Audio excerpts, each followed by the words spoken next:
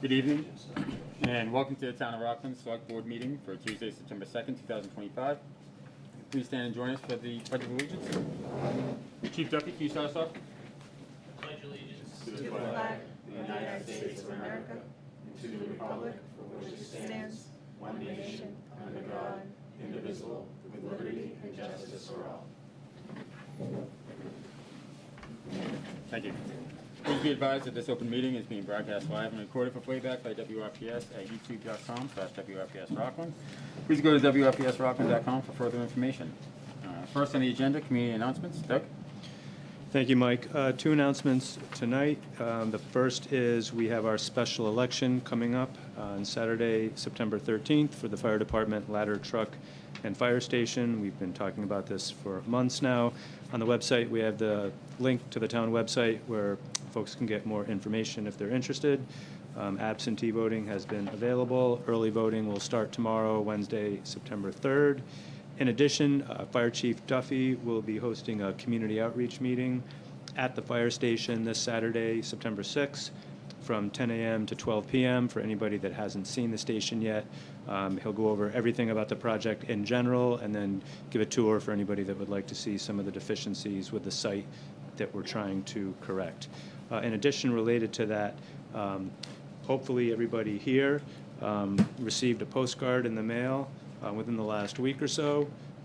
We did an orange one this year. I think that was one of your suggestions, reminding all eligible voters about the election. So we've done quite a bit of outreach, and regardless of how people vote, I hope everybody goes out and votes one way or the other on these two important questions.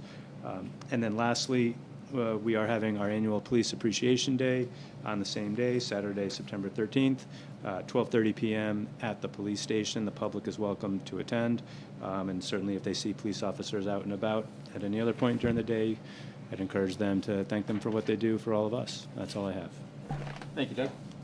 Next on the agenda, we have approval of minutes from August 12th, 2025. I'll entertain a motion to approve. Motion to approve. I have a motion. Do I have a second? second. Motion and a second. All those in favor? That's unanimous. Thank you.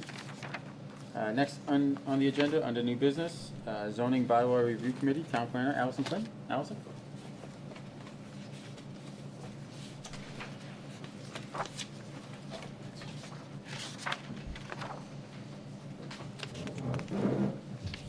Alyson, welcome. Thank you. Good evening, Select Board members. Thank you for allowing me the opportunity to come before you this evening to request that you consider 5 members, several resident conditional approval for accessory at-home business uses. These residents, as well as other potential business entrepreneurs, have approached town staff unsure of how to fit into Rockland zoning code, as what they are aspiring to do isn't included in our current zoning code. It is important that Rockland make sure that we are capturing the needs of our small business communities so that they can thrive here. I would like to propose that this 5-member committee explore the needs of evolving markets and the changing economy so we best serve our small business community. I would also like to recommend that this work include or at least lay the foundation for potential amendments to the Downtown Rockland Revitalization Overlay District, the DROD, or 40R District. The DROD has been in place for several years now, and no projects have come to fruition. When the DROD zoning was written and adopted, it was well-crafted and thoughtful. However, with post-COVID skyrocketing costs, coupled with inflation impacting construction materials, we may need to slightly amend or modify that zoning to capture the additional value needed to incentivize potential projects. Thank you again for your time. Does anyone have any questions? Any questions from anybody on the board? Yeah. How many ADU applications have we gotten, would you say?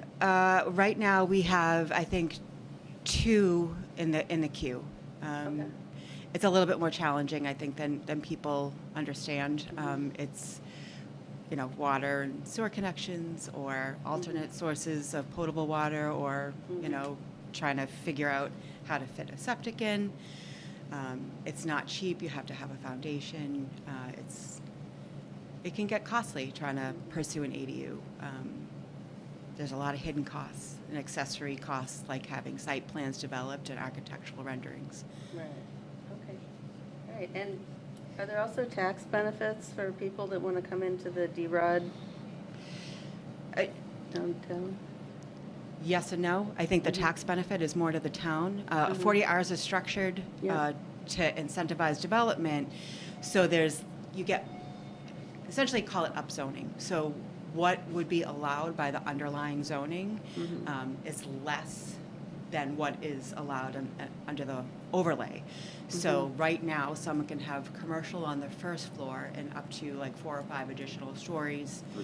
I The think- incentive I to think the it's three. town. 3 here, yeah. Yeah, it is. Yeah, the incentive to the town is that you get 20 to 25% affordable housing per project, depending upon whether or not they're going to be rental or homeowner. And then, of course, like there's other, benefits as far as, more funding potentially if you could get like infrastructure grants or like if you people always say like, oh, well, you're going to bring in more students and more kids and more families, which isn't necessarily a bad thing, but the trade-offs, I think, are you get the type of people who don't need like 2 cars, right? So, we incentivize development by lessening parking requirements. I guess it's like the incentive comes from the ability to go up, but the town benefits it from having a smaller like footprint, but bigger value. So you're getting bigger projects, but they take up less space. And in they're built in places that it makes sense to allow for them, Okay. to exist. All right, so in other words, when the town invests in future economic development, sustainability, community well-being, does the state look at a town like that and say, oh yeah, you guys should have this grant in order to help you along with that? Well, I mean, Is that, yes and no. I mean, there's not a guarantee that you're going to get funding, but Uh-huh. a good example would be the MBTA compliance. right? It's not one size fits all. MBTA communities may work for some municipalities and really be difficult in other municipalities. I think Rockland was fortunate because there was an area that had already been proposed for similar zoning, so we tweaked it to match what the town had already indicated that they could tolerate up there, right? And we had one bigger landowner. But the incentive comes from adopting that zoning. We now are, we tap into additional resources. So we can now apply for grants and be much more competitive Right. because we have the zoning in place. Yeah, and that's what I understand from talking to people who work for the state, and people from the Mass Municipal Association and such. So what I'm kind of leading to is if we built a new firehouse, would that kind of fall under that umbrella where we're investing in the town, so we would be maybe open to more stuff?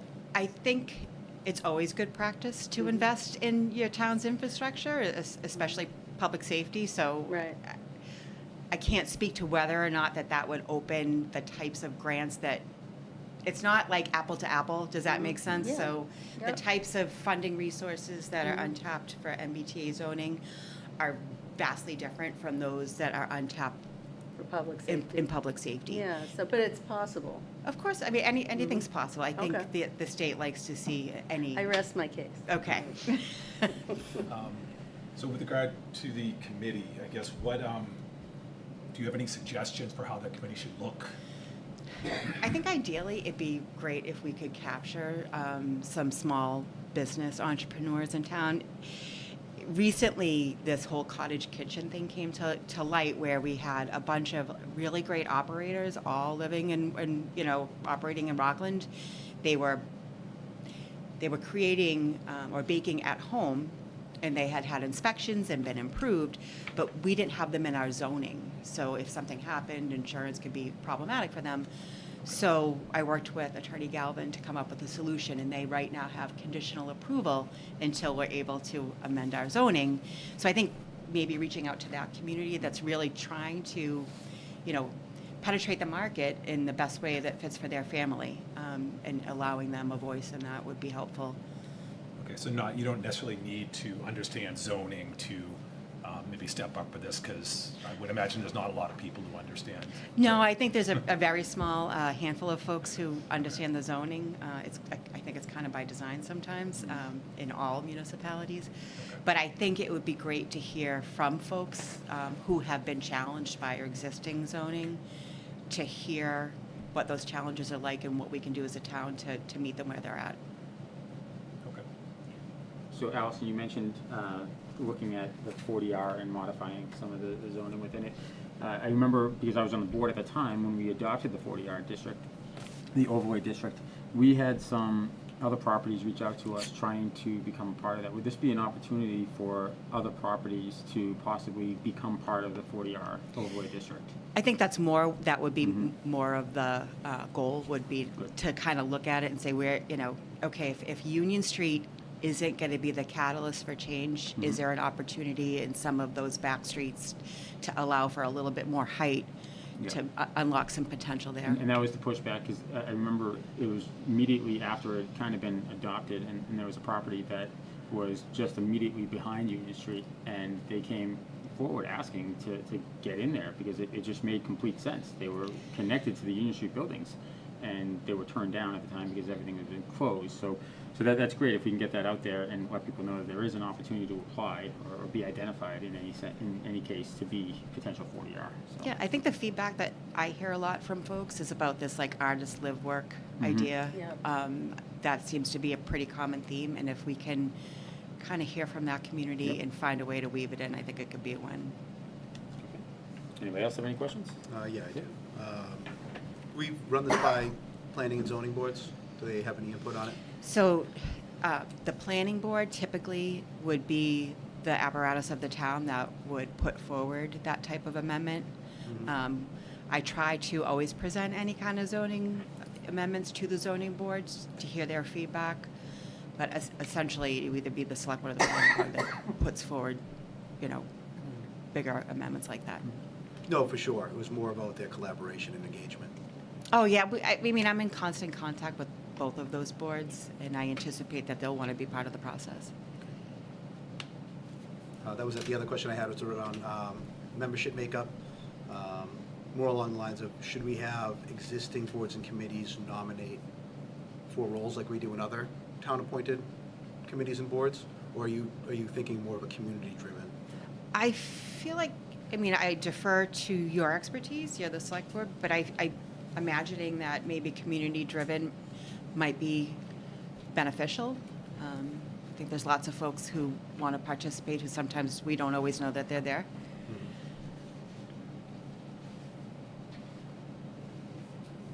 Anybody else? That was basically my question too. So if it is community-driven and someone was interested in participating, then they would contact you? Yeah, I think First step. I'd be happy to be the point of contact, and then when we get up to 5 members, I'll bring it back to you guys, and you can see if you think it's a good fit.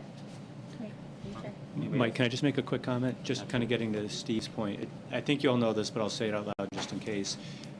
What Allison's envisioning is kind of a best practice, but it's just advisory, just recommendations. It doesn't take any authority away from the planning board. It's still the planning board have to hold public hearings. It's up to the planning board if they want to forward that onto a town meeting warrant or not. So it doesn't take, I just want to make sure. Oh, that's not what I was getting at. Okay, that's fine. I just want to make sure you knew that it wasn't taking away. No, authority from not the at all. board. Yeah, sorry to interrupt. Everybody good? All right. Thank you, Alyson. Appreciate your time. Thank you for your time. All right, next on the agenda, we have the Park Commissioners update. You know, I gotta tell you guys, it's great to see you guys. I don't think I've ever seen you guys look so coordinated and well-dressed. This is a first. Peter with sleeves on, this is great. Unreal. So Brian, being the chair, I'll let you take it away. And really what this was is an opportunity to speak about a couple of exciting things that they got going, and Joe Reese will get into some of that too, I'm sure. But Brian, I'll let you kind of kick it off and let us know what's going on down at the parks right now. All right, good evening, and thank you for the invitation to come and speak to y'all. This evening, I'm going to give you a brief update on what we have going on. We have several projects going on. One is Spring Street, baseball field 2. All right, we're refencing the fields. All right, right now we're in the process of doing one field to see how it comes out and work from there. Current status is we have all the product except for one section of fencing, so we haven't put it out for bid yet. But when it gets to that, you know, when that comes in, then we have to do some like cosmetic work to the fields as well to make sure. You don't want to just throw the fence up around the field and if the field's no good, you know. So it's something we're looking into. The other one is Jefferson. All right, so Jefferson, we're looking to have a fit study done to see what we can fit in there for softball. We're looking at softball fields. That way that gives Spring Street back its softball field, because field 1 is reserved for softball, and besides Jefferson, the small field, and field 1 at Spring, we have the varsity field for the town teams. So, like I said, we're looking to have the fit study. Then the next project, which is, Doug's been very active with us. We've been meeting a lot with JJA Sports about Bicentennial Park. This town hasn't had a track probably since 2002. 2002? Mm-hmm. Okay, so we're talking 23 years without a varsity track meet in the town of Rockland. Well, through CPA, we're able to get the funding, and right now, Doug, what state of the process are we in now? Well, I was thinking of it more like, hopefully we'll be done in about a year, sort of next Right. October. So we're- next yeah. September. Yeah, so the engineer is in the process of the design development. So he's working with the commissioners to understand priorities, alternates, finalizing the design, and you might see some big, heavy equipment there. They've been doing boring, geotechnical analyses to see what kind of soil's underneath. Boring was completed last week, I believe. I did see the trucks out there. And we've been meeting them with the engineer once a month. So that's a great project going on, you know. So the date is next September for completion. And then one of our biggest things we're looking into, it's all talk at this point, but possibly bringing in the Futures baseball to the Memorial Stadium. All right, and this evening we brought with us President, correct, Joe? He's Commissioner of Futures Baseball, Joe Palucci, if you have any questions. But we've met with them a couple times. We've gone over some, you know, just details of what we could possibly do or possibly handle in our stadium and what changes would have to be made. So we did ask Joe to come up this evening, and if you all had any questions for him, we'd be happy to, you know, between all of us, 4, 5 of us, hopefully we could answer your questions. So, yeah, I mean, So- Joe, if you want to come up and if you want to kind of explain to the rest of the board what the Futures Baseball League consists of, and then we can kind of get into what you guys would need from Rockland. Yeah, thank you for the opportunity to be here tonight. So my name is Joe Palucci. I'm the commissioner of the Futures League. I think I was here in 2019, actually, talking about the same thing. Then, of course, COVID hit and everything changed. Got it right. So the Futures Collegiate Baseball League is a summer collegiate league for baseball players in New England. We have players from all over the country. However, part of what we stand for is, I believe the percentage is 35% of our rosters. The players have to be either from New England or play for a college in New England. So in other words, you could be from California, but if you go to Harvard, you can play in our league. We currently have 7 teams in the league spread out all through New England. Just real quick, we have Nashua, New Hampshire, Worcester, Westfield, Burlington, Vermont, Norwich, Connecticut, and New Britain, Connecticut. And we just made a deal with UMass Lowell about a month ago to bring Latchler Park into our league. That's where the Lowell Spinners used to play. So with the exception of Westfield, all of our fields are former professional stadiums. So we're really interested in bringing Rockland into the mix and bringing them into our league. Talking with Doug, I think this is at least a year ago now, we put some type of licensing agreement together, just like kind of the shell of it, to bring a team in here. We're just looking for an owner, looking for somebody to operate the team really right now. And, you know, the reason why I'm here today is because I don't know if you guys saw this, but probably about, 3 weeks ago, there was an article in the Patriot Ledger that just expressed our interest in bringing a team to Rockland. So I just wanted to come and answer any questions that you might have. Anybody have any questions for Joe? Just a quick one. Is it comparable to like the Cape Cod League when it's college kids playing over like their summer break essentially? Yeah, it's exactly like that. So there's summer collegiate leagues all over the country. In New England, there's 3. There's us. There's it's called the New England League, and then the Cape Cod League. So the Cape Cod League, just for reference, they get they get the best of the best. Our players are really good as well. We have over 150 players that have been drafted. We have 30 that have made their major league debut. Just a couple notable names like Ben Rice, who plays for the New York Yankees now and he's from Cohasset. He's in their lineup every day. He was the MVP of our league in 2020. Sal Frelick, who's a BC graduate, I think he was a Gold Glove winner for the Milwaukee Brewers last year. So we do produce some major league talent. And to follow up to John's comparison to the Cape League, would it have a similar structure where they work within the community and they live within the community that they're playing in? Yeah, so we hope to do that. Mm-hmm. So I would say the majority of our teams do implement the players into the community, and that's how they can earn money throughout the summer. A lot of it's summer camps, summer baseball camps, and things like that. But yeah, that's a big part of what we're trying to accomplish. I would say the difference between us and the Cape League is we have a minor league business model. So we're really trying to entertain the fans. It's not so much about the baseball. Like, we want a family of 4 to be able to come to a game for. Quite honestly, you can get probably a family of 4 at a game and having a really good time for about $70 or $80. Try doing that at Fenway Park. Yeah. Good luck. It's like first round of drinks. Yeah, right. We're all about entertainment. The baseball, quite frankly, is almost secondary. We want people to come to the game and enjoy themselves, be able to have good food and enjoy their friends in the community. So I read through the preliminary licensing agreement, and I saw that one of the things that you were going to be looking for from us at some point is a liquor license for the stadium. Now, the responsibility of that would obviously fall on you guys. What would it look like from a stadium management perspective? With the park commissioners, I assume the town of Rockland park commissioners would still be in charge of the stadium, and you guys would just be presenting your schedule to them, and then if we had things that were priorities as far as a Rockland league that had something that night, like, it wouldn't be that nobody can use it during the time of the Futures League is going on, right? Correct. Yeah. Okay. So we play 60 games. I think it's 62 actually. It's 62 games in about 72 days. So that's 31 home games. But no, I mean, if we're not, as you said, we would present our schedule at the beginning of the year, and you'd be able to put Legion games in there, Cranberry League games, so whatever the case may be. So yeah, it's not us just taking over completely. And there are practices in the stadium as well?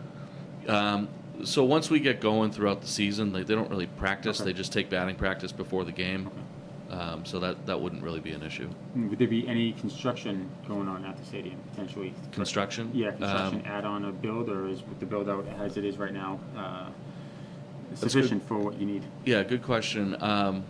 And if so, who would be paying for that? So the short answer is probably no. I mean, as we go through it, if there's things that we feel like we need to add, like, for example, there's no locker rooms there. Yeah. And that would be something that we would probably want but don't need. So we would probably try to get through the first year or 2 without them, see where we're at, and maybe we build something, or maybe we bring in portables or something like that. But to answer your question, that would be on us at that point. Yeah. Anybody else have any questions for Joe? I have a couple. Thanks for being here, and thanks for sharing this information. This may be a silly question, but when you said earlier that you're basically looking for an owner, what does that mean? Yeah, no, not a silly question at all. So it is a little confusing. So, like, for example, the deal that we just made with Lowell, the league made that deal. Now we're currently looking for an owner. We do have 3 owners that have made the minimum bid, so I'm confident that we're going to have one. But we put that licensing agreement together, with the town in hope that we'll find somebody that wants to take over the team and own it. Now, to own it, that means you've got to pay a franchise fee. We have a $250,000 franchise fee, so in order to own a team, it's $250,000. I believe we're going to lower that for Rockland because it's, as I mentioned before, the other stadiums are a lot bigger, so it's going to be a lot more difficult for somebody to get their investment back in a smaller stadium. So it'll probably be closer to $100,000 for a franchise fee. But we've been searching high and low for somebody, and they haven't come up yet. We did have a group come in, I don't know, a few weeks ago, and we toured the field with them, and they were interested, so we're hoping that we can get them on board. But the teams are all, I guess another way to put it too is the league itself. So my office is a 501c3 nonprofit organization, but each team is their own separate LLC, Okay. if that makes sense. And is that say, the franchise fee, is that in every year? No, just 1 year. Yeah, 1 year to come into the league. That's what the fee would be, and most teams pay that out over 5 or 6 years. Okay. And then, in terms of Rockland, Brian,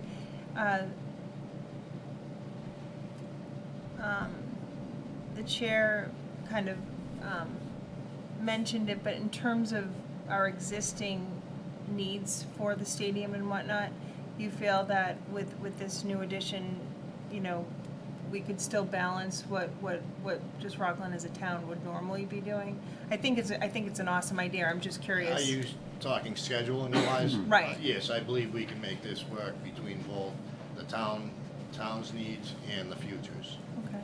So I don't see any major conflicts, and that's including, the Cardinals, Legion, Little League plays up there every now and then. I believe we can work together and make this. Yeah, it's a beautiful stadium. It would be great. And then, just curious, how much typically do games cost? For that kind of thing. I know you had mentioned a little bit. So like a family experience, how would that work? Yeah, so the tickets would be about probably $5 a piece to get in. Mm-hmm. Concessions, you're talking $3 or $4 for a hot dog, $3 or $4 for a cheeseburger. We would sell beer and wine. We'd have to go through the process of getting a liquor license for that, whether it's one-day liquor licenses or whatever. But yeah, like I said before, I think a family of 4 can do it for under $100 very easily, for sure. The main way that we sell tickets too is we try to get large groups in there all at once. So I know a lot of our teams, most of our games are played at night. A lot of our teams like to play early morning games in June and try to get the schools to come over. It's a good way to pack the stadium. Of course, you're not selling alcohol at those games, but you're certainly selling hot dogs and cheeseburgers. So that's a good way for us to pack the stadium. I know Joe, for one, really wants to see that stadium filled. We're debating on what the actual capacity is of the bowl there. Yeah. So he and I think it's closer to 1,000, but it could be about 1,500. So we really want to find that out. Right. Thank you. So I'm a big proponent of this project. I'm a huge baseball fan, and I've been saying it to every one of the commissioners and Justin over the years that the more often you can bring something to the stadium, the better off the town is, and I would love to see the town really get behind this.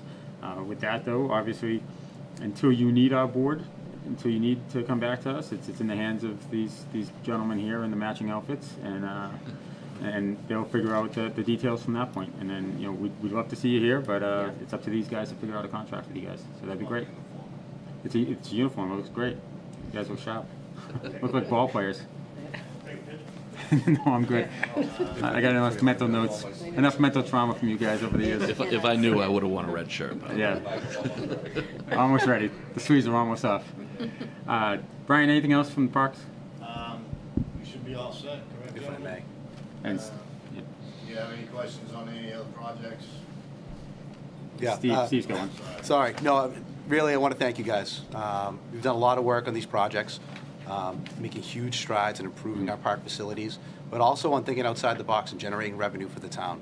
I think it's a huge win that we're bolstering our operating streams with money through the programs that you guys are doing, whether it's the billboard out in front of the stadium, and then investigating, things like this where you could potentially bring revenue in from an outside team. I appreciate you guys wanting to work with us and choosing Rockland as a potential future home. So thank you. Thanks, guys. Appreciate your time. Thank you. Thank you. Next on the agenda, Community Development Block Grant, CDBG, requested waiver of the housing rehabilitation. Doug? Thanks, Mike. So the board has done this numerous times, and I strongly recommend your approval. This is another community development block grant housing rehab project, and the cost after going out to bid does exceed the cap from the federal government, but the mechanism to be able to waive and go above that cap just rests with the select board. And again, it's no surprise, the cost of construction just continues to go up, not going down. You have all the details. I won't go into details publicly, just due to confidentiality of the homeowners, but all of these projects are really important for life safety measures, safe dwellings, and that's exactly what this program is designed for. So I'd recommend you approve the waiver. Motion to approve the waiver? I have a motion, do I have a second? Second. Motion and a second. All those in favor? It's unanimous. Thank you. Okay, next on the agenda, collective bargaining agreements, public announcement. AFSCME, Council 93 Highway. Doug? Thanks, Mike. So as the board knows, because you have already approved this in executive session, but just reporting out for the public's benefit that we reached an agreement with our Highway and Parks Union, and similar with all the other collective bargaining agreements, we kept the annual wage increases to 2.5%. So we're living within our means. And then, a number of other modifications to language in various areas just to be, consistent with other bargaining units, with the town's personnel policies, and also just trying to incentivize certain, licenses and stipends and things like that. So it's all pretty straightforward. Just notifying the public that we reached an agreement. Thank you. Thank you, Doug. Next on the agenda, State Cannabis Control Commission draft regulations regarding social consumption. Doug? Thanks, Mike. So there's a lot of paper in your packet, but I think I can distill this down pretty succinctly. As part of the law that authorized and legalized use of marijuana or cannabis, it also allowed for the potential development of social consumption. So think of it like if anybody's seen in the movies or traveled to Amsterdam and Holland and Europe, where you can go to a cafe and consume a product, whether you're smoking something, eating something, whatever.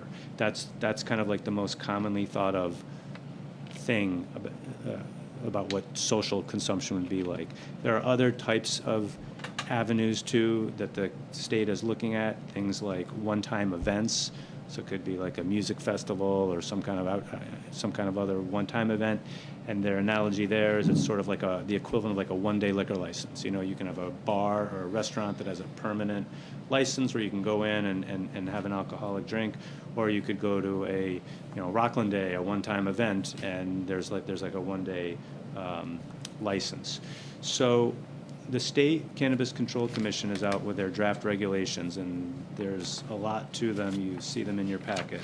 I also included in your packet an email from the Cannabis Control Commission, which I should clarify for the public. That's the state agency that regulates legal cannabis in the state.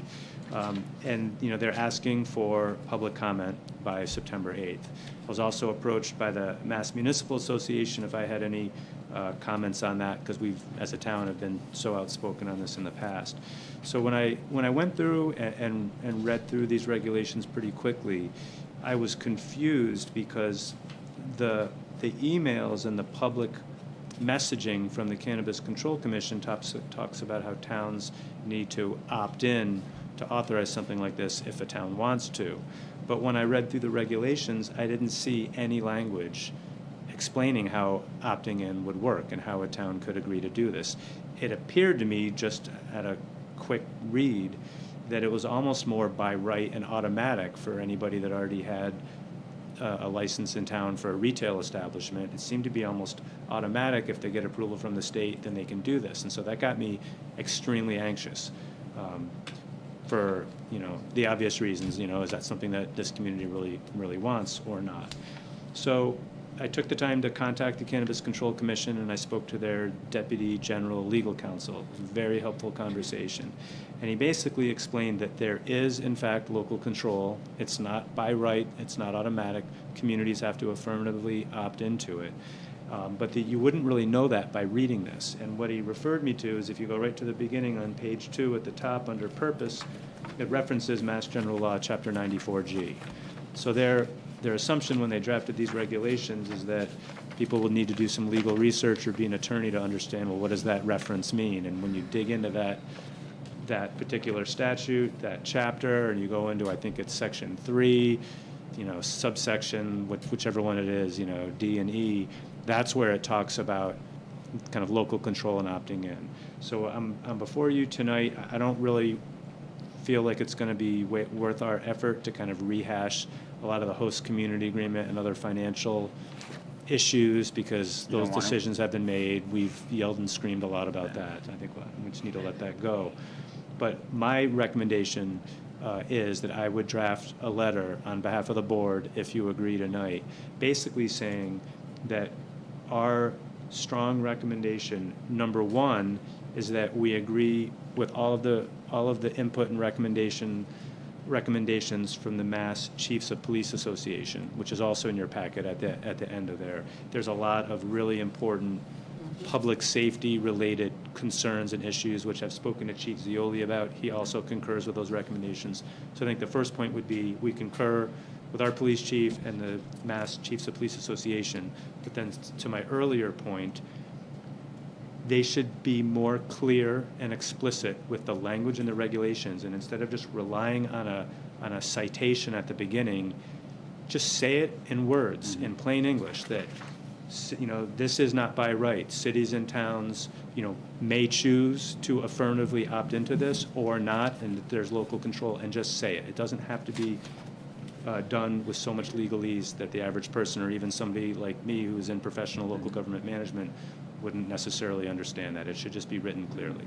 That's really all I was looking for tonight, unless any of you have any other additional comments you'd like to incorporate into a comment. So before we go there, Doug referenced that we have both our fire chief and our police chief in the audience. Chief Zioli, any specific thoughts on this? Obviously, we can see what the recommendations of the Massachusetts Police Chiefs Association, but the public doesn't know what that is. So if you wanted to kind of speak to that a little bit, or your specific concerns. As far as the recommendations from the Mass Chiefs, they outline a lot of issues with it. Number one, obviously, would be, if you have these events, who's going to be responsible to enforce possible driving after those events take place. Also, is the staff of these events going to be trained properly like they are in alcohol establishments with tips and things like that? So the recommendations go into length about what they're recommending, I think, are reasonable. I will say that I've worked very closely with all the cannabis dispensaries in town. They're very good people. They're very willing to be compliant, although there are some problems with this language. I've spoken to Doug about it, and before we even consider it, I'd be more willing to consider it more if they would follow those recommendations. Deputy, any thoughts? Have you seen any of this? I have not seen it. It's the first time hearing about this section of the law, so I've not had a chance to review it. So we had, obviously, when we agreed at the time that we allowed for recreational marijuana dispensaries to be in town, we did so because it went to a ballot vote where the residents voted in favor of allowing it, so we followed the will of the residents. I'm not entirely sure what the will of the residents. I don't know if I necessarily want to be the first one to authorize something like this. So And I didn't want to interrupt you, Mike, Yeah. but I think I probably should have been more clear. My recommendation is that we do not opt into this. Yes, I agree. Or at a minimum, that we just wait Yeah. a number of years and see how this shakes out. But so, again, my biggest fear, my initial read was that it seemed like it might be automatic by right. Clearly, it's not, so I think we're okay. But I didn't want you to get the impression that I was recommending that we put forward a question to voters. I think we should sit back. Yeah, and no, just- my only point was that we had acted on that, and we were one of the first to do so because we had a vote in hand.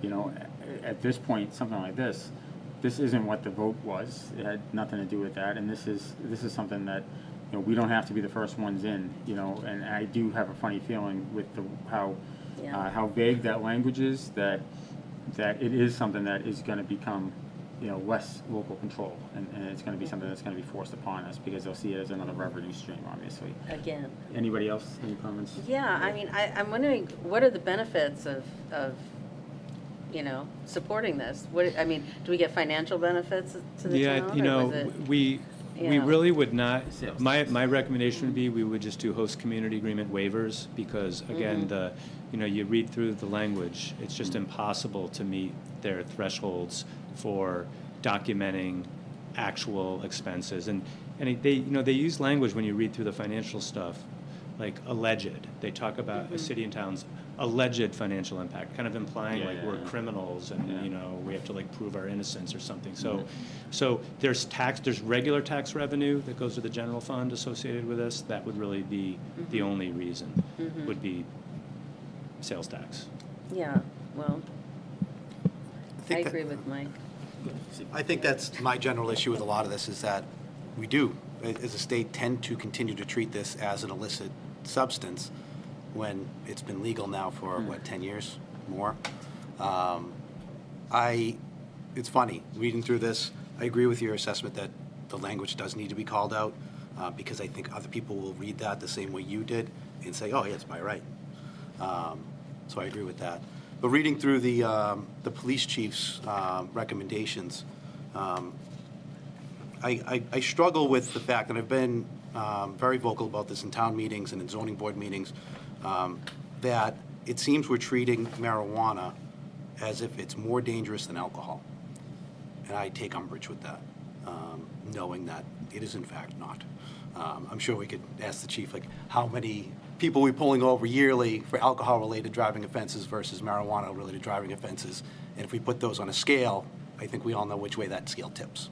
And it seems we're being overly penalizing this industry because of preconceived notions of the past. And so as I caution, and I may be the odd man out in this opinion on this, that as we go through this, we do not put these budding businesses through onerous legal landscape that alcohol businesses do not have to go through. So, Steve, I do agree with you, right? And part of what I was saying was, I could see this. I'm just picturing it being just as a bar, right? We're at the start of when bars. I tend to agree with you with the establishment and waiting a few years. Yeah, I I do wanna agree with see that what part. that looks like. I think as a town, we maybe look at one-off events to see how it goes before we even consider a permanent establishment. I mean, to that point, I mean, we already have bars, and that's part of our collective consciousness. We all are aware of the bars, so it is become more socially acceptable. Doug said Amsterdam, and I think every single one of us kind of look back like, wait a minute, you know, we've already got, you know, reputations for other things, you know, do Yeah. we want to be, you know, the South Shore of Amsterdam, you know? Is it just the pot aspect of Amsterdam? I'm just Well, curious. maybe not, but that's another day. But it's one of those things that, you know, it might be our mind forged manacles, right? That we are not adapted to that way of thinking. But I also just don't think that, I don't want to be on the forefront. I'm going to need to see Right. some more, I agree with that. some more, you know, regulations and stuff put into place. And I've heard from local bar owners who have gotten themselves in trouble with the ABCC on occasions where somebody came in under the influence of marijuana into their establishment, had one drink, and then the marijuana kicked in, and all of a sudden they're acting as if they've been completely overserved by that establishment, and it's like now that establishment is in trouble, right? So, you know, the regulations, we're going to have to see a lot of different. And I'm not a regulation guy, but we're going to have to see something come forward. I want to read one. Just this is the one that really caught me and was like, Yeah. wait a minute, what are we doing? Trying to Consumer. wrap my brain around it, Yeah. I think, you know? Consumer impairment acknowledgement. Require all patrons to sign a simple pre-consummation attestation stating they understand that driving under the influence of cannabis is illegal and they commit to not driving while impaired. The acknowledgement should be retained by the licensee and made available for commission review. Imagine if we made all bars do this. So we're going by the honor code. It's Do you basically- sign anything when you go to? No, it's basically, no, it's like the honor code. Like, you have to sign off and say, yeah. I know, but, Yeah. and then, but you're putting Can I on make a comment the to that? establishment Yeah, to to make sure maintain that they this sign it, yeah. record of all patrons that have come, it's just, it's too And much. to determine your own impairment, Right. right? Like, that's the person they're asking to sign off and saying that. Right, and it's like almost really. releasing liability from themselves. They need to put an But I think, interstand like a outside tips of- generated, you know, some sort of training, and I know we're in the infancy of this industry. And so a lot of these things, we don't have a means to test for level of intoxication, which I think, you know, clouds this a bit. But with language like that, it's like, is that something that we should be asking businesses to do? So if I can, Mike, I agree with your points, and especially about, you know, alcohol. If you look at any emergency room, you know, the level of, you know, incidents arising from alcohol use clearly vastly exceeds marijuana. But I think the last point you just made is really one of the biggest ones, because anybody could go into a bar or a restaurant, have one drink, and they are legally fine to drive. And if they were to get pulled over, there could be a breathalyzer, and it could identify your blood alcohol content, and it can clearly, right? But you just said it, that doesn't exist for marijuana. There's no safe limit.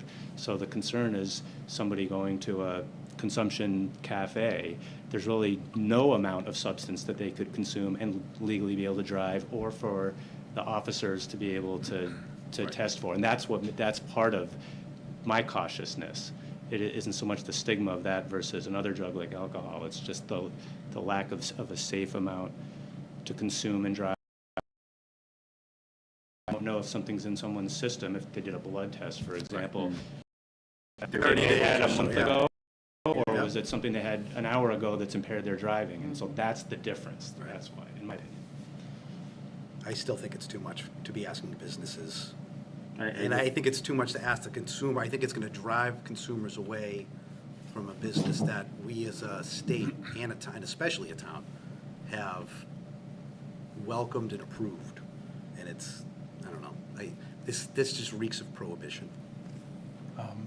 I guess the point I'll have, maybe, I think we're kind of off subject a little bit. We're talking about whether we want to allow Doug to kind of speak for us and trying to get these regulations, Understand. yeah, more in layman's terms, or, you know, so I trust Doug has a pretty good understanding of this, and that we should empower him to speak on our behalf to, you know, try to get these regulations in English, and so that we can, you know, and then assuming that everything passes, then we can have these conversations about whether we want to do it or not. But to even be talking about whether we want to do it or not is step 10, we're at step 1. Well, the reason I bring it up is because Doug asked the board to recommend his changes related to the 94G and our recommendation that the CCC take these and that we agree with these. And so I'm taking umbrage with the police chief's recommendation, the cannabis, I don't even know the name of this organization, the Mass Chiefs, to say we agree wholeheartedly with the Mass Chiefs' recommendations. What I'm pointing out is that I don't agree wholeheartedly, and we'll make that vote, but I wanted to call that out specifically, not about the industry. I think it's, nice to talk about it and what could be, but, or how we want to look at it in the future, but specifically as relates to our recommendation and how Doug acts, I wanted to call out that I do not 100% agree with the Mass Chiefs' recommendations. Okay. As a compromise on that, maybe I could use the word generally. The board generally General agrees consensus per with se, yeah. the recommendations. Yeah, and there that, are some good ones in here. that gives a little bit of flexibility if that helps. Just an idea. Yes, so I'll entertain a motion to approve Doug to reach out with the concerns of the board as have been stated. Make a motion. I have a motion, do I have a second? Second. Motion and a second, all those in favor? All those opposed? No, that's a yes. Okay, Yes. yeah, it's just. It was delayed, I'm thinking, but generally, I think it's a good way to move this. It is, and Yeah. I think Yeah. it's something that I didn't really see coming until, Doug sent out, the preliminary agenda a couple weeks ago, and I was kind of taken back, and I was like, oh, that's here now, and Right. it's something that will be a discussion going forward, I'm sure of it, And I think it's okay to start tonight, and I agree, John, that is step 10, whether we're for this or against it. But whereas it was just introduced tonight, it's No, I it's just understand. interesting to kind of hear. Sometimes we're kind Yeah. of drifting a little off. I just wanted to yank us Yep. back on Yep. Okay. task, so. Next on the agenda, other new business, not reasonably anticipated. Doug? I have none. Okay, old business, other old business not reasonably anticipated, none as well. Town administrators report and correspondence, Doug. Great, thanks, Mike. I have a couple of things tonight. Give an update on the Lincoln School hazmat remediation project. We've extended the due date by a week because we had a number of technical questions from potential bidders. So the due date is now tomorrow, which is Wednesday, September 3rd. Once we do select a contractor, then I'll make sure to follow up with them and our engineering consultant to make sure that we put the flyer together that Steve had asked about before, notifying abutters and others in the community about all the specific steps will be taken to make sure everything is safe and in compliance with all the DEP regulations. So I want to wait to get the contractor on board and have the contractor and the environmental consultant put it together. Appreciate that. Once that's all done, then we'll move on to step 2, which will be the demo of the rest of the building, but we got to get through the hazmat first. Next, the Pleasant Street landfill RFP is out. Those responses are due on September 19th, so we look forward to hopefully getting competitive proposals there. For anybody interested, both of those procurement documents are on the town website under the bid section. Next, the Town Hall generator project. If anybody parked down in the lower parking lot, you'll see that there's work started today, and much of the site work. If all goes according to plan, the generator should be fully installed, tested, and operational late October, early November in time for this winter. So that will be a really good thing to have done. Next, just reminding the community, we are still looking for another water commissioner in Rockland for waterworks, so we do need another commissioner. Next, Courtney's been working on a number of projects, including a slum and blight inventory project.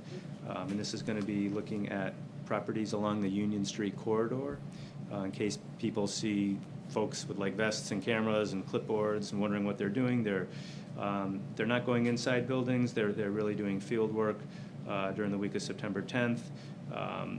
Especially up on the northern leg from North Street to Pacific Street. And this kind of analysis, once we get the data and a report complete, getting to Lori's point earlier, this can help us secure additional state and federal grant funding because they want to see that you have something identified that's quantifiable, and if you get a grant, how can you measure, that something's going to be improved. So Courtney's going to put some stuff out on social media as well to notify the public. Next, another project she's been working on, this one funded from our federal ARPA funding, is the sign and facade improvement project on Union Street. The most recent part of that that's underway is Rockland Athletics. You've probably seen a lot of that facade work with trim and windows, and there's going to be an awning put up. Almost all the other projects are in progress. I think at least 2 of them have been completed so far, so that's been really good work. And then our wayfinding signs, if you remember, we had the wayfinding project with signage throughout town. The physical signs that we did the procurement, they've been ordered and we've received them. So Dave Taylor and the Highway Department will be installing them over the coming months. Or is it in the spring? Is it this fall or in the spring? Some in the fall and then the rest in the spring. Yeah, so we're gonna get some in the fall. and I think the community is really going to like this, and it's only going to help as we have a futures league and there's signage for the stadium, things like that. And then lastly, the rent control board is still looking for members, and Courtney did recently put up a Facebook post about that one as well. So I encourage people interested in that topic to please submit an application. That's all I have. Thank you, Doug. Selectmen's comments. Comments and opinions expressed by individual members do not necessarily reflect the views of the select board and are the opinions and comments of only the individual member. Select board member O'Donnell. Sir? So during my campaign, I spoke a lot about the village and the importance of building strong community connections. Since our last meeting, I've taken note of strong examples of our community on display. The idea came to me while listening to a heartfelt speeches and memorial slideshow at the annual Overdose Vigil by Candlelight hosted by the Brockton Area Prevention Collaborative. One of the speakers mentioned that our shared grief connected us as a part of that community, and that the weight of the grief we feel is made a little lighter knowing that those sitting beside us that night were there to remember, but also to heal. Our community spirit was on full display on Friday, August 22nd, as two well-attended events were held in the school complex. The 11th annual South Shore Taekwondo end of summer concert with Studio 2 was held at the outdoor stage at the John Rogers Middle School, while the Red vs. Blue wiffle ball game was held at the stadium. Congratulations to the fire department for sweeping the series. These two events drew large crowds on a beautiful summer night, where neighbors enjoyed a shared experience, strengthening the bond of the people of our village. We've also been seeing a grassroots effort to get out the vote in favor of the ladder truck and fire station questions. Check out the Facebook page, Their Safety, Our Safety, for more information. I recommend a yes vote in support of our firefighters on questions 1 and 2 at the special election on Saturday, September 13th. Their post this morning sums it up perfectly. There is a human cost to failing public safety infrastructure. When our first responders are secure, we are secure. Most recently, residents of North Union Street area invited John and I for a roundtable discussion about their neighborhood concerns. I want to thank Mary Parsons for organizing the meeting. I left feeling like I had a better idea of those residents' concerns across a number of issues. I invite any other neighborhood group to reach out to me or your select board member of choice for similar discussions. While I may not agree with every view presented, it is important to me to understand the reasoning behind these viewpoints. It is equally important that the residents of Rockland feel like they're being heard. We grow stronger as a community when the people trust their leadership. Conversely, town leadership is more effective when they feel supported by their community. Events like these contribute to both ends. Finally, come support our Rockland youth football athletes at Veterans Memorial Stadium this Sunday, beginning with the Mites at 10, Midgets at 11:30, and Pee-wees at 1 for their home openers against Whitman. Thank you. Thank you, Steve. Select Board Member Elwood? As Steve mentioned, it was nice to meet with the residents on North Union. I also echo, if there are other groups out there, feel free to reach out to me. I will meet with anyone on any subject at any point. Also on the wiffle ball game, I thought that was a great event. Again, congratulations to the fire department. It was a fun evening and a great community event, and it's great to see people showing up to support the rec commission. And then finally, the vote on next Saturday. Early voting starts tomorrow. Whether you're for it, against it, vote. I know we voted this 2-3 times. I've kind of lost track at this point, but it's up again. Come out, whether you're for it or against it. You got to make your vote heard on it, and that's it. Thank you, John. Select Board Member Gill? I want to welcome everybody, the teachers and our students, back to school this year. I want to wish everybody the best year that you can have, and I also want to thank Chief Zioli for our police department's commitment to our students and to our teachers and to our town. And dropping my daughter off every day, I see the community police officers and additional support all there, ensuring a safe beginning to our school year. And that means everything to me, and it means everything to our families. So I wanted to say thank you and wish all a wonderful year. I also want to, as wholeheartedly as I can, please encourage all to go vote, whether it's early voting this week or on Saturday, September 13th. And I want to thank Chief Duffy and all of our department for your tireless efforts towards a new day for the police department. You protect us, and this new facility could only make our community that much more safe. So I want to say thank you. Thank you, Tiffany. Vice Chair Childs? Well, there was another event last Saturday, which was the WRP Festival, and we raised quite a bit. It was at Players this year, and there was this kick-butt heavy metal band called Inverter that headlined it. It was great. And the money was raised for the Rockland Scholarship Fund, so they did a great job. I wanted to talk about the firehouse. Don't only get out there and vote, but educate yourself before you vote. The three biggest complaints I hear about not voting for the firehouse is that people can't afford it. And my question is, when will we ever be able to afford it, right? On average, it's $223, not per month, but per year. Okay, so that's 2 trips to Mia Ragazza. That is essentially what it will cost. People say that we need to fix the water before we have a new firehouse. The water is literally being fixed as we speak. It's expected to be clean as anything by March of 2026. So we will have clean water before we have a new firehouse. And people say we shouldn't have built a school, we should have done a firehouse first, but in municipal finance, you have to take opportunities when they come along. And we had an opportunity to get an MSBA grant that paid for essentially half of the elementary school project, and oftentimes you have to take a layered approach with that, and our time came up and we took the opportunity. It was a $72,250,973 project total. Although the project was approved at town meeting for $86 million, it came in under budget.